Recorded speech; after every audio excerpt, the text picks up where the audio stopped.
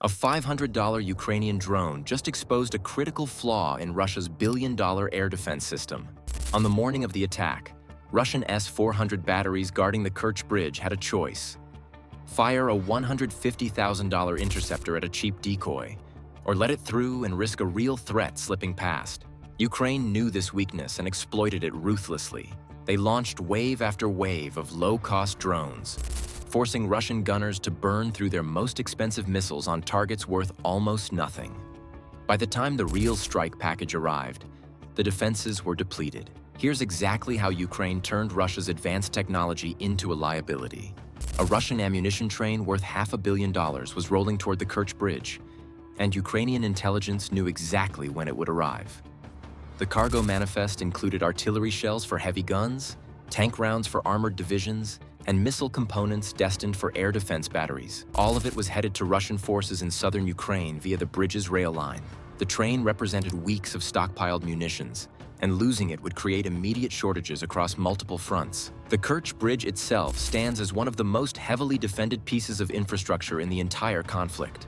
Moscow built 100-foot towers along the span, each housing Panzer S-1M units with high-fidelity thermal optics designed to track and engage low-flying threats. Below the waterline, engineers installed steel pile walls that create physical barriers against underwater approaches. Sensor-rigged barges patrol a 12-mile protective zone around the bridge, forming what Russian planners called a maritime cage. The defensive architecture treats the bridge as a digital fortress, layering detection systems and interceptor batteries to create overlapping fields of fire. The bridge handles thousands of tons of military supplies every week. Rail cars cross the strait carrying everything from fuel trucks to replacement parts for tanks operating hundreds of miles away. Without the bridge, Russian forces would need to rely on slower maritime routes through the Azov Sea or air transport that burns fuel and ties up cargo aircraft. The rail line represents the most efficient logistics artery Moscow has for sustaining operations in Crimea and southern Ukraine. But here's where the math gets interesting for Russian defenders. Every time a drone appears on radar, gunners face a decision that costs real money. A single Panzer interceptor missile runs $150,000. Ukrainian decoy drones cost as little as $500 to manufacture in workshops across the country. That's a 300-to-1 cost ratio. Fire at a cheap decoy, and you've just wasted more money than Ukraine spent building it. Let it through, and you risk missing a real threat carrying 165 pounds of high explosive. Ukrainian planners saw this vulnerability and built an entire strategy around it.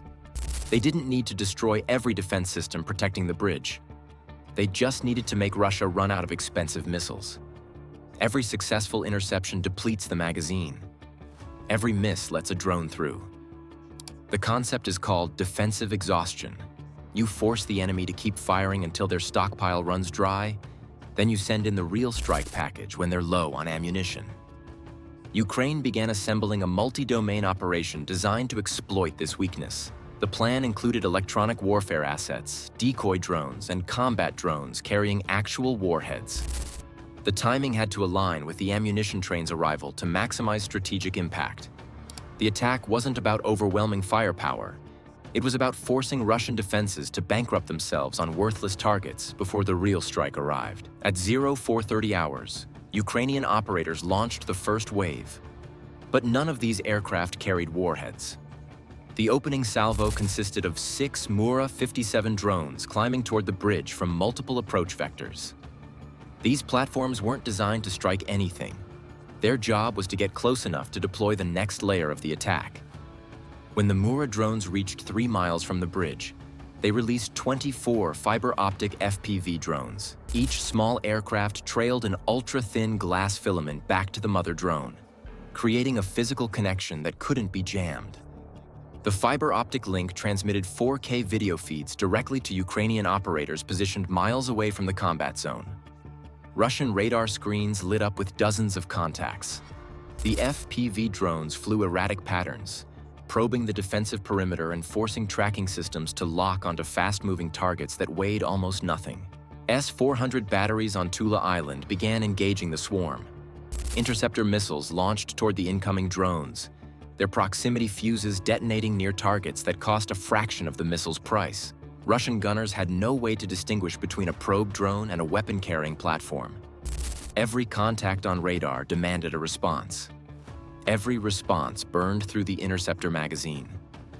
While the FPV swarm occupied Russian attention at low altitude, Ukrainian operators launched 15 AN-196 Liberty drones from the cloud layer. These long-range platforms carried 165-pound high-explosive warheads and flew at 150 miles per hour. The AN-196s descended toward the bridge using flight profiles designed to trigger automatic threat classification systems. Russian radar operators watched their screens fill with new contacts, larger signatures moving faster than the FPV drones. The S-400 batteries shifted focus to the Liberty drones. Tracking radars locked onto the inbound threats, and the fire control system began allocating interceptors. The missiles launched in rapid succession, climbing toward targets that were now diving through 8,000 feet. The interceptors destroyed 10 of the 15 Liberty drones in the first engagement window. Debris from the destroyed aircraft fell into the strait as the remaining 5 drones continued their approach. Those 5 LUT drones, the survivors of the saturation attack, immediately dropped to 50 feet above the water. At that altitude, they disappeared from optimal radar coverage. The drones had been programmed to execute this maneuver if they survived the initial interception attempt.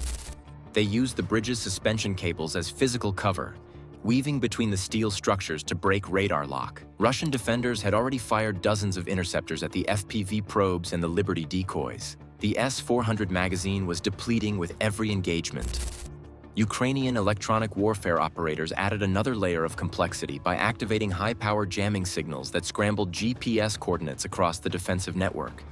Russian gunners lost precise targeting data and had to rely on visual acquisition for final intercept solutions.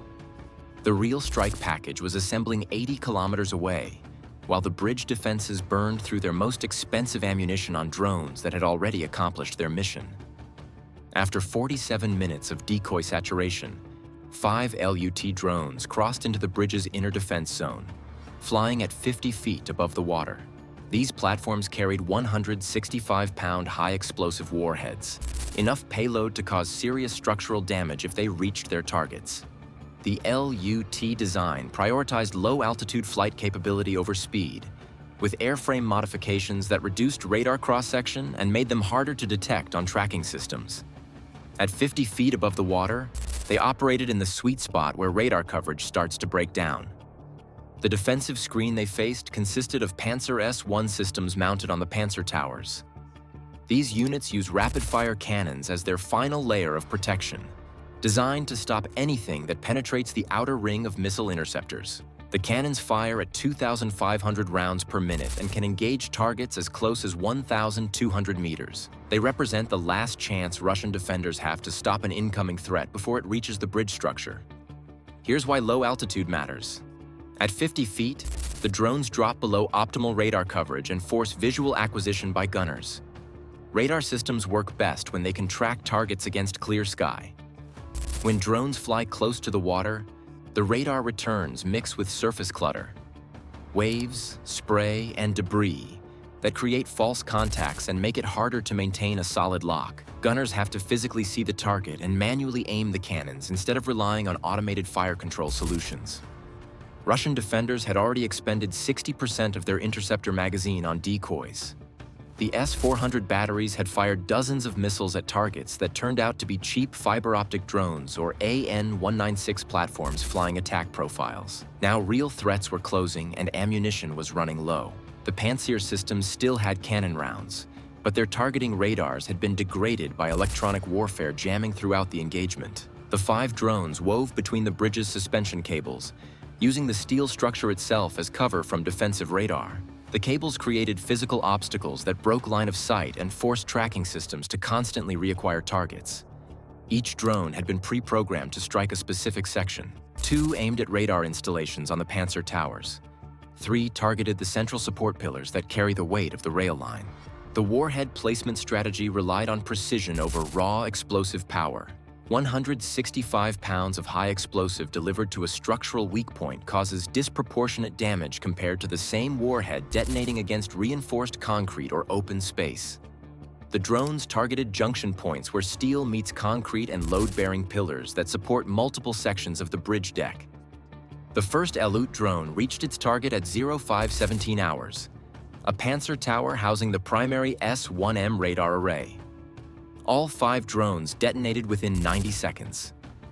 The strikes knocked out 2 radar installations and cracked the central pillar infrastructure that supported the rail line.